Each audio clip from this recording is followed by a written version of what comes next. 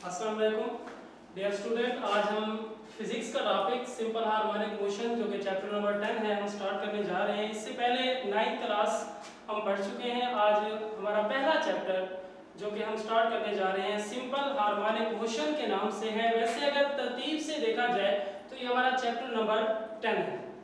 Simple harmonic motion क्या है, इससे पहले हम कुछ 9th क्लास की कुछ डेफिनेशंस रिपीट करना चाहेंगे।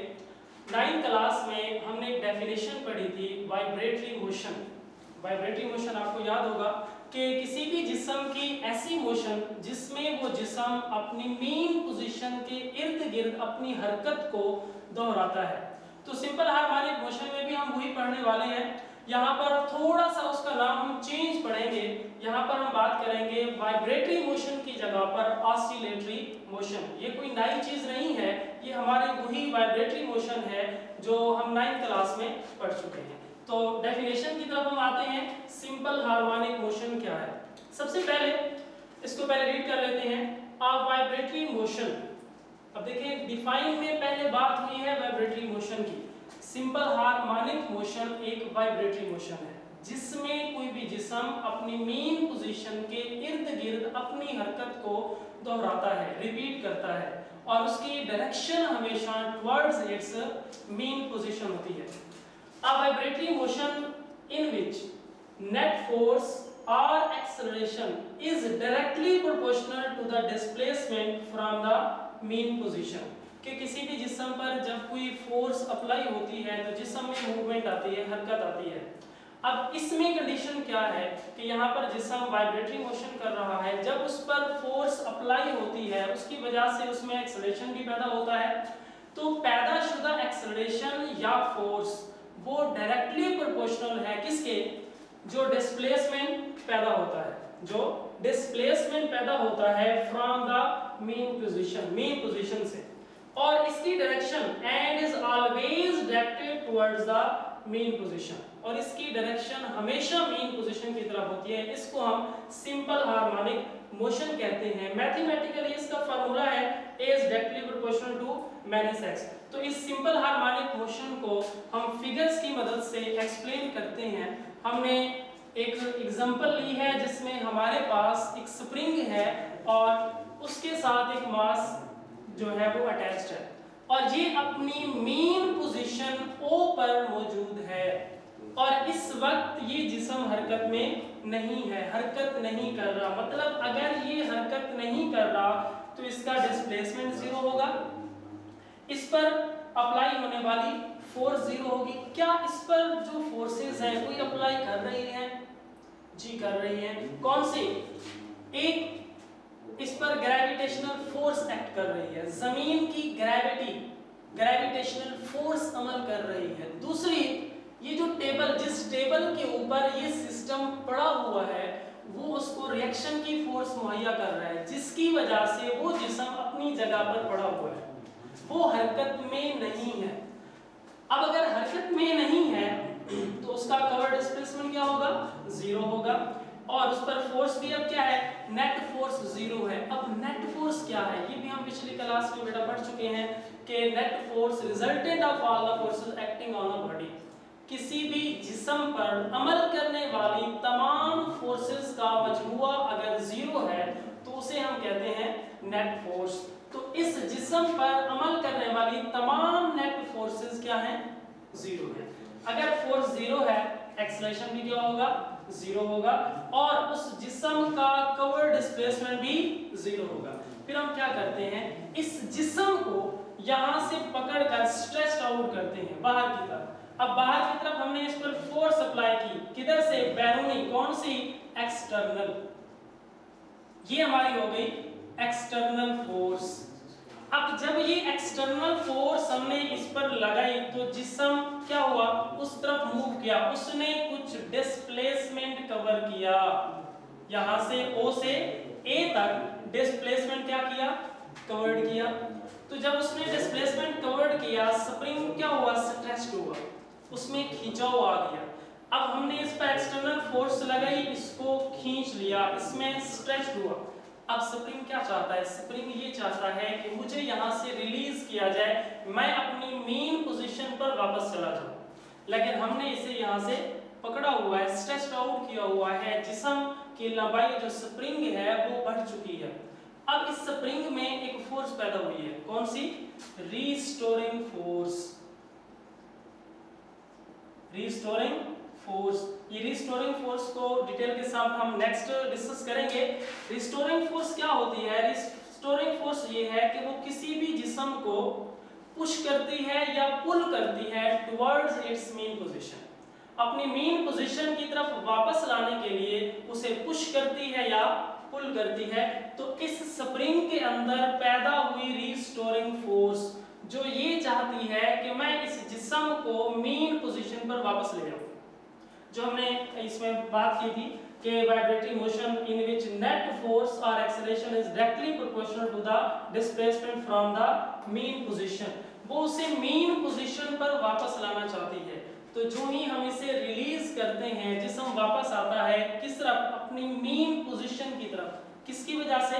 रीस्टोरिंग फोर्स की वजह से।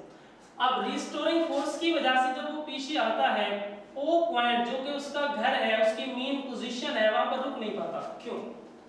उसकी रीजन ड्यू टू इनर्शिया, जिस्म में इनर्शिया है। अब इनर्शिया भी हम पहले डिस्कस कर चुके हैं। इनर्शिया किसी जिस्म की वो प्रॉपर्टी है, वो खसूसियत है कि जो अपने ऊपर लगाई गई फोर्स के खिलाफ मज़ाहमत करता है। मतलब कि अगर जिस्म रेस्ट में है तो रेस्ट में रहने की कोशिश करता है, और अगर जिस्म मोशन में है तो अपनी मोशन कंटिन्यू रखता है जब तक कोई एक्सटर्नल फोर्स ना लगाकर उसे डिस्टर्ब ना किया जाए। तो ड्यू टू इनर्शिया जिस्म यहाँ पर रुक नहीं पाता, मीन पोजीशन उसकी असल जगह थी, रुक नहीं पाता, जिस्म पीछे आ जाता है, कंप्रेस्ड हो जाता है। कंप्रेस्ड होकर ए से ओ पर पहुंचा और ओ से कहां आ गया? बी पॉइंट पर।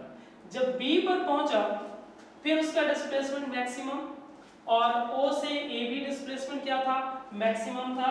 अब इस पर फोर्स भी क्या है? मैक्सिमम। अब यहाँ कौन सी फोर्स है? Again restoring force. अब स्प्रिंग फिर चाहता है कि उसे कंप्रेस कर दिया गया है, उसे रिलीज होना है। वो चाहता है कि जिस जिस्म ने उसे कंप्रेस किया है वो उसे दोबारा क्या करे? पुश करे। तो उसके अंदर अगेन रिस्टोरिंग फोर्स प्रोड्यूस हो गई है। तो वो रिस्टोरिंग फोर्स की वजह से इस जिस्म को दोबारा वापस धकेलेगा। जो ही वो दोबारा वापस धकेलेगा, जिस्म दोबारा आगे जाएगा, फिर वो ओ पोजीशन पर रुक नहीं पाएगा। क्यों नहीं रुक पाएगा? Due to inertia. फिर वो आगे चला जाएगा ए तक। इसी तरह जिस्म अपनी मूवमेंट को, मोशन को अपनी मेन पोजीशन के इर्द गिर्द क्या करता रहेगा? दोहराता रहेगा। मतलब उसकी टू एंड फ्रो मोशन होती रहेगी अबाउट इट्स मेन पोजीशन। और इसी को हमने पढ़ा था कि ये एक ऑसिलेटरी मोशन या वाइब्रेटरी मोशन है। जब वो अपनी मेन पोजीशन पर जिस्म होता है उसका डिस्प्लेसमेंट क्या है? जीरो है। उस पर अप्लाई होने वाली फोर्स क्या है? जीरो है।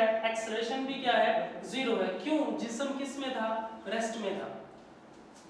डिस्प्लेसमेंट जीरो, फोर्स जीरो और एक्सेलरेशन भी जीरो। जब वो डिस्प्लेस करके हम उसे ए पोजीशन पर ले गए, उसका डिस्प्लेसमेंट मैक्सिमम हो गया।